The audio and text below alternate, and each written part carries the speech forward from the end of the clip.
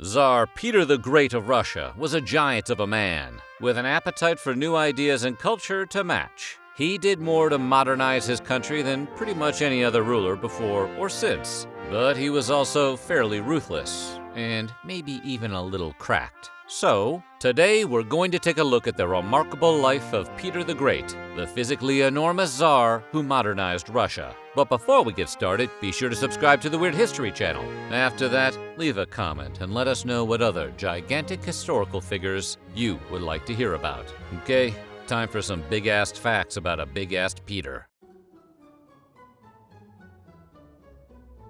Born June 9, 1672, Pyotr Alexeyevich became Tsar of Russia when he was just 10. But at first, he was co-ruling with his half-brother Ivan. This joint rule was a result of Peter's father having children with two different wives. Both powerful families wanted a stake in ruling Russia, even if Ivan's family knew he would never be able to officially rule. Unsurprisingly, this tension between Russia's two most powerful ruling families led to violence. When Peter was still a boy, he witnessed the brutal slayings of several members of his mother's family, including two of his uncles. In all fairness, we've all probably seen one uncle get violent, but usually at a Little League game. The slayings were carried out by the Streltsy, an elite unit of guardsmen who were controlled by Ivan's family at the time. But the bad blood receded somewhat after Ivan perished when he was still quite young, leaving Peter to rule on his own. Growing up surrounded by violence and intrigue formed Peter's character, making him cautious and, at times, cruel.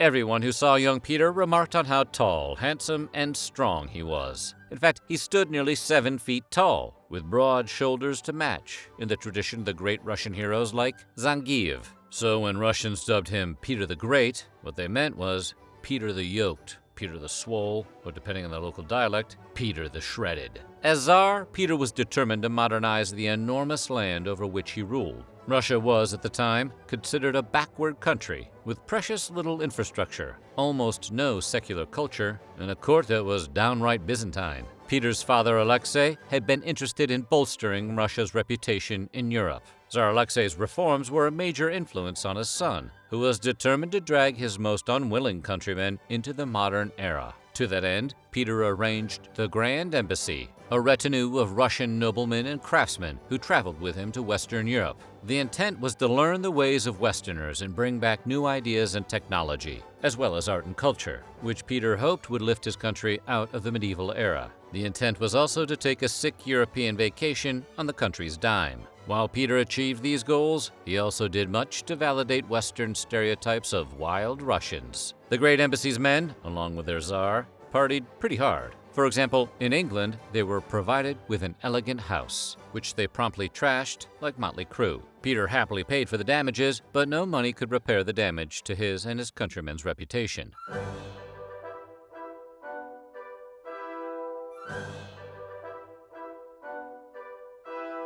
There's a traditional Russian saying that holds, Peter the Great broke open windows to the west.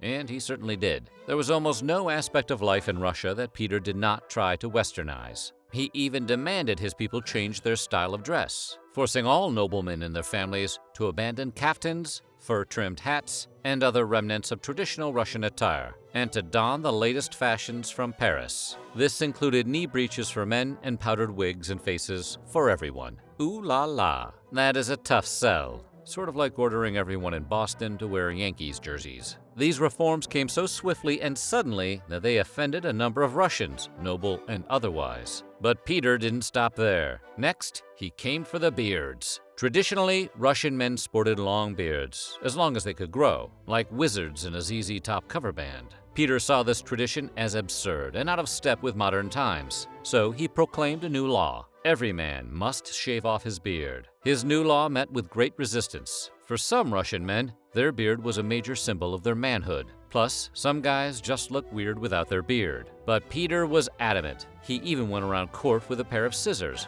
cutting off the beards of any man who dared to show up wearing one. Eventually, however, Peter compromised, declaring that if a man really wanted to keep his beard, he could do so, as long as he paid a tax. Peter the Great's reforms shocked everyone, but most everyone went along with the Tsar because, he was the Tsar. However, When he insisted upon reforming Russia's Orthodox Church, he ran into a little trouble. A small percentage of the Orthodox faithful were so opposed to Peter's reforms that they would literally rather die than adopt them. For example, there was a heated debate about how many fingers one should use when making the sign of the cross. The old believers maintained that only 2 fingers, the index and the middle finger, should be used. The reformers, however, insisted upon using 3 to represent the Holy Trinity, and because that's what the fashionably modern Westerners did. It may be hard to believe, but some took it so seriously that they actually burned themselves alive in their own churches to oppose his religious reforms. Some even claimed Peter was the Antichrist. It would be just like the devil to trick you into using too many fingers during the benediction.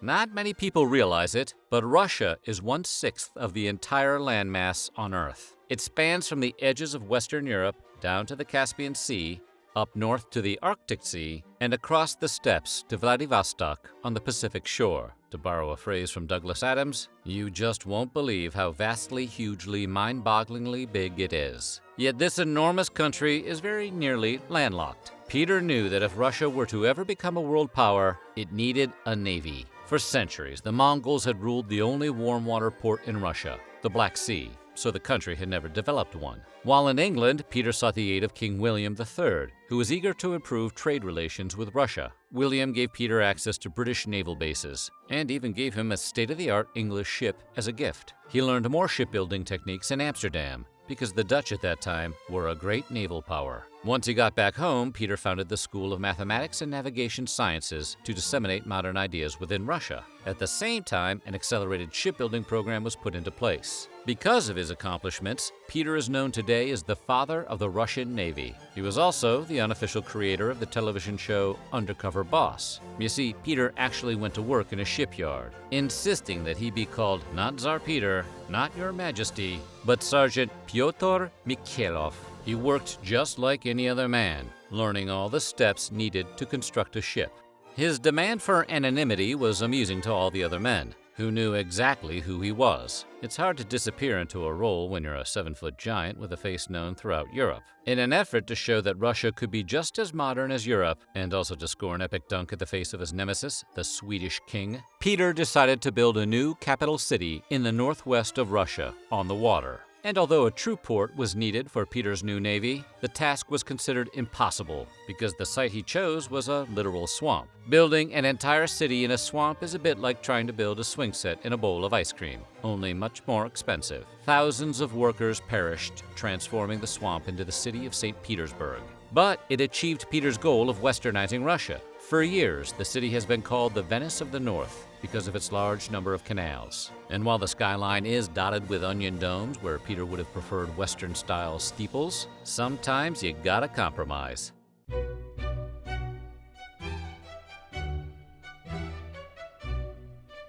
Peter the Great's public life may have been one of enlightenment and partying, but his personal life was very different, depending on how you define partying. Peter's sole heir was the Tsarevich Alexei, and he was unhappy with how the boy turned out. Alexei was small and bookish, and loved Western culture. You'd think Peter would have at least appreciated that part, but he treated his son harshly, until Alexei left Russia for a time. Peter considered this a betrayal and demanded Alexei return, promising in letters that he would be more understanding. Unfortunately, he apparently meant he would be more understanding of enhanced interrogation techniques, because when Alexei returned home, Peter had him imprisoned and regularly beaten by his personal guards. Alexei eventually perished as a result of the harsh treatment, and Peter lost his only heir. And although he had more kids with his second wife, only one daughter, the Empress Elizaveta, survived, and she bore no children. Really, shot yourself in the foot there, Petey. While Peter's half-brother Ivan perished as a young man, he had a healthy sister, Sophia, who repeatedly schemed to seize power from him.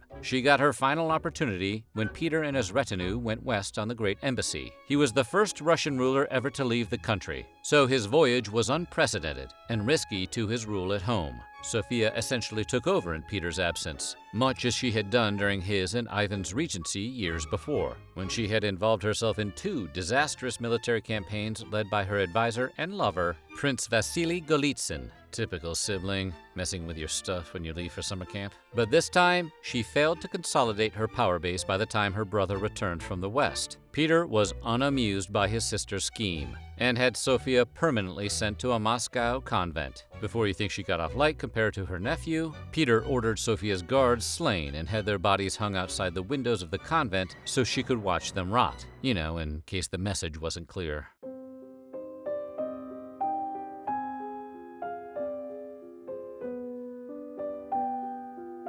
Peter the Great had a fondness for commoners, possibly due to the peasant upbringing of his beloved second wife, Catherine. When he established his table of ranks, it made him one of the first world leaders to develop a plan for citizens to rise in government and society by their personal merit rather than the nobility of their birth. Naturally, this ruffled the feathers of many nobles and high-ranking government officials. Everyone else, however, was pretty high on the idea. Although the Petrine table of ranks eventually became corrupt, it was a huge step towards democratization at a time when serfdom was still a concern. One might even compare Peter's table with the English Magna Carta. It was a step towards equality, albeit for a tiny minority. Sometimes progress is a game of inches. So what do you think? Was Peter the Great really all that great? Let us know in the comments below, and while you're at it, check out some of these other videos from our weird history.